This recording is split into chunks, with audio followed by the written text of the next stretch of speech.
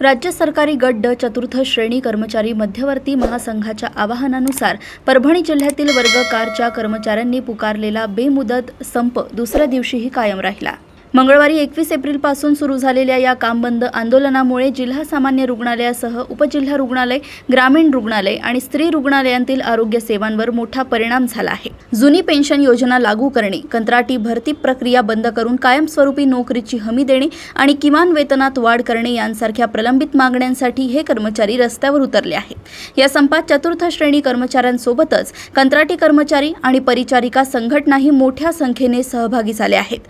जिल्हाध्यक्ष सिराज शेख यांच्या नेतृत्वाखाली राजेश डुमालवाड, दिलीप डहाळे, सय्यद अफजल, प्रशांत राठोड आणि परिचारिका संघटनेच्या सौ कांबळे यांनी प्रशासनाला इशारा दिलाय की जोपर्यंत मागण्या मान्य होत नाहीत तोपर्यंत माघार घेतली जाणार नाही। रुग्णालयातील साफसफाई, स्ट्रेचर ओढणे आणि इतर महत्त्वाची कामे रखडल्याने रुग्णांचे हाल होत आहेत। उद्भवणाऱ्या सर्व परिस्थितीला शासन आणि प्रशासन जबाबदार राहील असा पवित्रा आंदोलकांनी घेतला आहे। याच्या अगोदर पण संप झाला होता, तुम्हाला पण माहिती आहे, तुम्ही पण त्याला कव्हर केलं होतं आणि महाराष्ट्राला पण सर्वांना माहीत आहे की याच्या अगोदर पण आम्ही जुनी पेन्शनसाठी 1 दिवस संप केला, 7 दिवस नंतर संप केला, पण त्यावेळेस पण शासनानं आम्हाला काहीच दिलं नाही आहे। तर त्याच्यामुळं आम्ही आता पण हा संप पुकारलेला आहे की शासनानं ज्या आमच्या राहिलेल्या मागण्या आहेत त्या मागण्या शासन मान्य करतच नाही आहे। शासनाची कर्मचाऱ्याबद्दल भरपूर उदासीनता आहे, कारण की शासनाला पण माहीत आहे की खाजगीकरण केलं तर आम्हाला कर्मचाऱ्याची गरज पण पडणार नाही, पण हे चुकीचं आहे। शासन जो विचार करते ना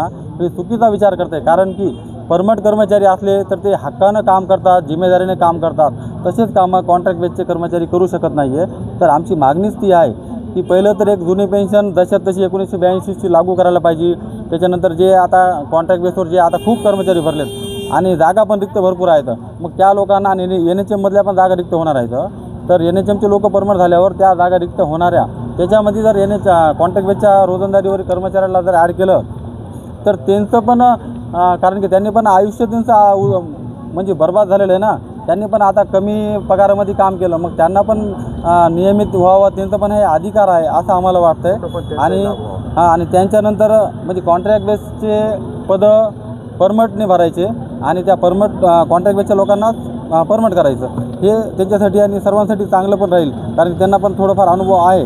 आणि आमची दुसरी मागणी अशी की 1981चा जो शासन निर्णय शासनाने बंद केला होता, आमचं त्याच्यामध्ये असं होतं की कर्मचारी जर अनफिट झाला तर त्याच्यानंतर आमच्यानंतर त्याचं आमचं पाल्याला लागत होतं, तर तो पण एक शासनाने बंद केलेला आहे। तर तो पण एक निर्णय शासनानं 1981चा शासन निर्णय चालू करावा आणि जे पोलीस कर्मचाऱ्यांना जी कॅशलेस सुविधा देण्यात येते ती कॅशलेस सुविधा आमच्या कर्मचाऱ्यांना देण्यात येत नाही, ती पण महाराष्ट्रातील सर्व वर्ग 4 कर्मचाऱ्यांना लागू करावी अशी एक आमची मागणी आहे। आणि सर्वात मोठा विषय एक म्हणजे बेसिक वाढ हा वर्ग 4 कर्मचाऱ्यांचा नवीन असो का जुने असो एक खूप मोठा विषय आहे। त्याच्यामध्ये शासनाने आता सध्या महागाईच्या पिरियडमध्ये तुम्हाला सांगतो 15,000 रुपये बेसिक आहे।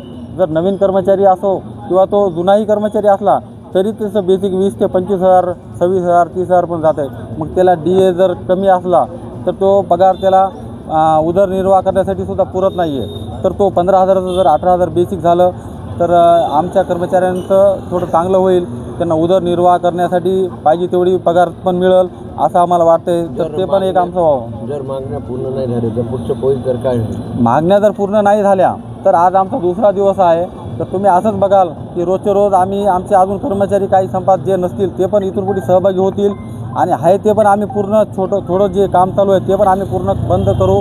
आणि यामार्फत तुम्हाला एक सांगतो की आपण आपल्यामार्फत शासनाला विनंती करतो की आमच्या मागण्या लवकरात लवकर मान्य करावं आणि हा संप मागे घेण्यास शासनाने सांगावं आणि आमच्या मागण्या मान्य करावं, कारण की आम्ही हे संप सहखुशीने करत नाही आहे। आम्हाला पण कोणाला वेटीस धरणं, शासनाला वेटीस धरणं आम्हाला पण योग्य वाटत नाही आहे, पण आमचं उदरनिर्वाह करण्याचं आमचं भविष्याचा प्रश्न खूप म्हणजे हे झालेलं अवघड झालेलं आहे, त्याच्यामुळं आम्हाला संप करावा लागत आहे। तरी आपल्यामार्फत मी शासनाला विनंती करतो की शासनाने आमच्या मागण्या लवकरात लवकर मान्य करावा आणि संप मागे घेण्यास तयार आहोत। हा संप आमचा 21 एप्रिलपासून चालू झालेला आहे। राज्य शासकीय कर्मचारी मध्यवर्ती संघटनेच्या प्रलंबित मागण्या संदर्भात हा संप आहे आणि यापूर्वी आपण 7 वेळा लक्षवेधी आंदोलनाद्वारे मुख्यमंत्र्यांच्या भेटीसाठी प्रयत्न केले आपण, परंतु मुख्यमंत्री साहेबांना आपल्या संघटनेसाठी 15 महिन्यापासून वेळच मिळत नाही। तर त्यामुळे आम्ही हा कर्मचाऱ्यांचा संप चालू केलेला आहे. विधानसभेच्या पटलावर मान्य झालेल्या प्रलंबित मागण्या पटलावर ज्या मान्य झालेल्या असतात तर त्या अंमलबजावणीमध्ये आणाव्या लागतात. तर त्याचाही आपल्या शासनाला विसर पडलेला आहे. त्यामुळे हा संप पुकारण्यात आलेला आहे. तसेच ज्या शासकीय कर्मचारी, शिक्षकेतर कर्मचारी आणि इतर कर्मचारी राज्य सरकारचे आमच्या अशा एकूण 21 मागण्या आहेत. त्या मागण्यापैकी एखादी 2 मागणी पूर्ण झाली असेल, बाकीच्या सगळ्या ज्या मागण्या आहेत त्या पूर्णपणे भिजत घोडं घातल्यासारख्या आहेत.